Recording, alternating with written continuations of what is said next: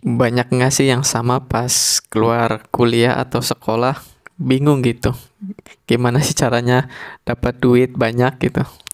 Paling banter-banter cari kerja di perusahaan bagus biar dapat gaji yang besar gitu. Ternyata pas baca bukunya Robert Kiyosaki ya, yang Rich Dad dan Poor Dad, ternyata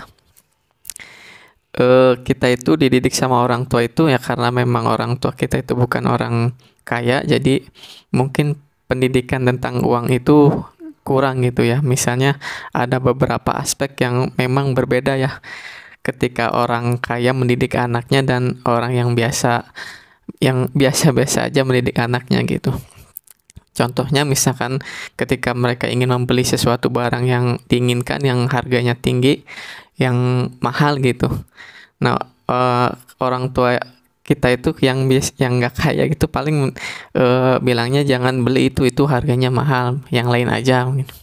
Nah, beda dengan eh, yang punya orang tua itu kaya, jadi anaknya itu dididik gimana biar otaknya itu bekerja gitu biar bisa mendapatkan uang. Jadi ke anaknya itu bilangnya coba kamu pikirkan apa yang bisa kamu lakukan biar barang ini kebeli. Nah, gitu. Terus dalam aspek tentang perasaan juga berbeda ya. Mungkin kadang orang tua kita itu yang bukan dari ya bukan orang kaya gitu. Jadi kadang ke uang itu bukannya bersahabat tapi malah benci ya. Misalkan kita itu misalkan didoktrin eh, uang itu bisa membuat orang itu jadi jahat gitu. Nah, jadi di alam bawah sadar kita itu masuklah bahwa uang itu bisa membuat orang jadi jahat. Beda dengan orang kaya bilangnya ke anaknya itu mendoktrinnya bahwa kalau kita kurang uang itu kita bisa jadi jahat. Nah, jadi berbeda banget gitu. Jadi seakan-akan yang satu bilangnya bahwa uang itu bisa membuat orang jahat. Nah, satu lagi bilang bahwa kalau kita kekurangan uang itu kita bisa jadi jahat. Jadi input yang masuk ke anak itu berbeda gitu.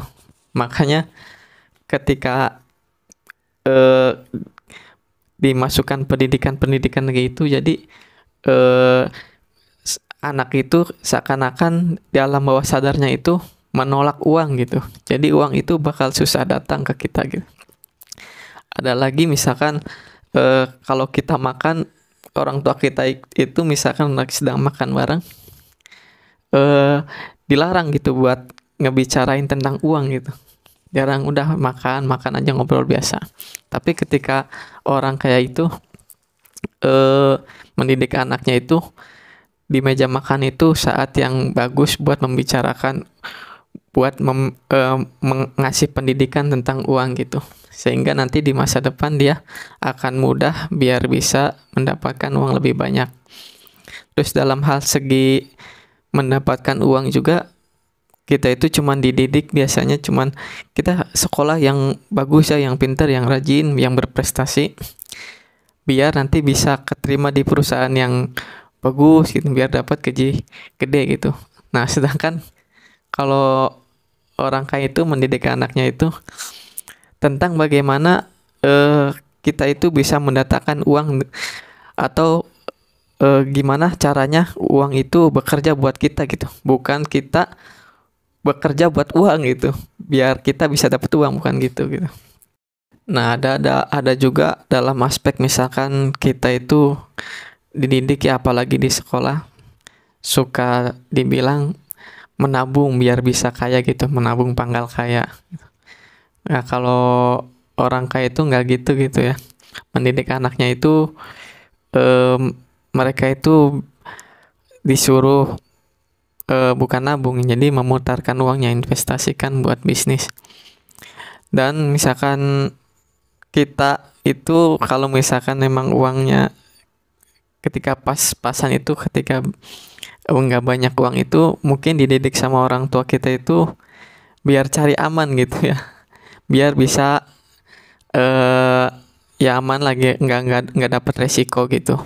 Tapi pendidikan dari orang kaya itu ketika anaknya kecil itu diajarkan biar bisa mengelola resiko gitu. Jangan cari aman gitu. Sehingga nanti suatu saat itu si anak bisa handal ya dalam menghadapi berbagai resiko yang datang gitu. Berbeda dengan anak yang ketika diajari mental cari aman, mereka itu nggak akan bisa berkembang buat apa ya, mengundang lebih banyak uang katanya. Dan dalam segi mental juga kayak sangat berbeda gitu ya.